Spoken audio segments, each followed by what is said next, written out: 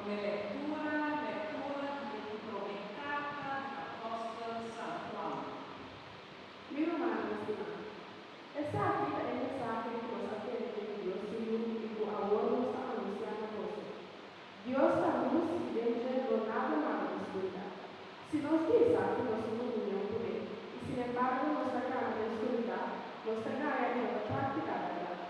Mas si nos sacan de luz, manera Dios nos saca de luz, nosotros tenemos comunión con Él. Y sangre de Jesús vino, está purificándonos de todo pecado. Si nos piensa que nos notifica, a nosotros nos será en verdad no venimos. Si nos confesamos pecar abiertamente, Dios también es justo y no perdonamos los pecados y purificarnos de